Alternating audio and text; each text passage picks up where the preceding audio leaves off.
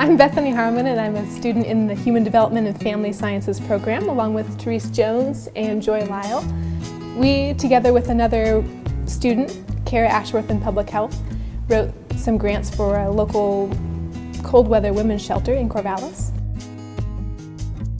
What we had to do for the grant was essentially compile a list of possible grants that could fit the requirements of this cold weather women's shelter in the Corvallis area. We researched them, we divided them up by the deadlines, and started working on them. They managed to get $15,500 from 2 grants that they wrote, and that has made such a huge difference for us. We had enough money definitely to get through November and December, and maybe part of January, but it was kind of iffy, so we were going to have to focus a lot on fundraising, even as we're just trying to get going with the shelter. So it's just been such a blessing. And I was really happy for them because they were so successful in the grant writing, and they really have a lot to be proud of. They did a great job. After a couple years of classes, we wanted to apply the skills that we had learned to a practical problem in the community. The opportunity for this shelter came up, and being able to have a cold weather women's shelter really meets a very basic public health need in terms of keeping women healthy and giving them the ability to feel safe. This is the first year that we've had the shelter here. There's been a shelter in the past at a couple of other locations in town. They were not the most accessible places for the women to get to, and so we decided somebody needed to do something about it, and that somebody was us. Both of these grants will be primarily used for staffing needs. Many of the goods that the shelter needed were donated or were purchased by the church or other local organizations, such as the beds, the mattresses. The room at the end, which is the cold weather women's shelter, we provide beds, a safe, warm place for women to stay during the winter months, and we provide a bed for them. We provide a healthy snack in the evening and usually something in the morning. And we have showers 3 times a week. But there is clearly a great need, so this is the only place for women to get out of the cold. And so far, it's definitely paid out. We have had more women, I think, on average, so far, average days, compared to the other shelters that were really hard to get to.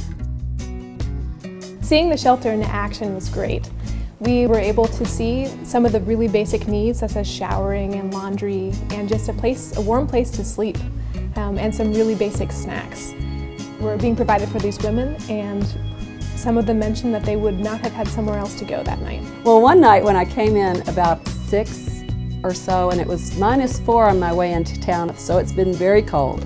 So I know that we have literally saved lives in this last week. They would have frozen to death if they were out there on the streets. As students, we were attracted to this project because we're very interested in community-level organization and how communities are able to pull members together to meet their own needs.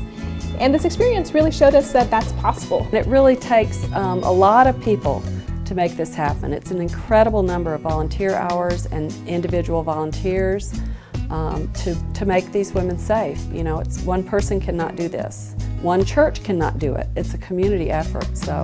And it's been great to see how that's worked out.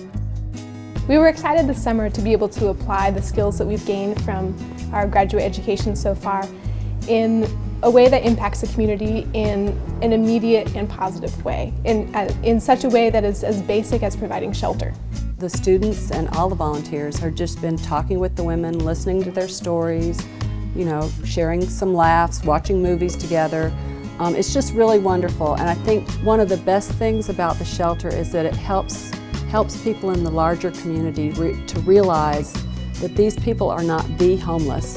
They are individual women who have their own stories and have their own needs and their own reasons for being where they are. And it teaches us all to have a little bit more compassion for them and to understand, you know, what happens, why people end up homeless.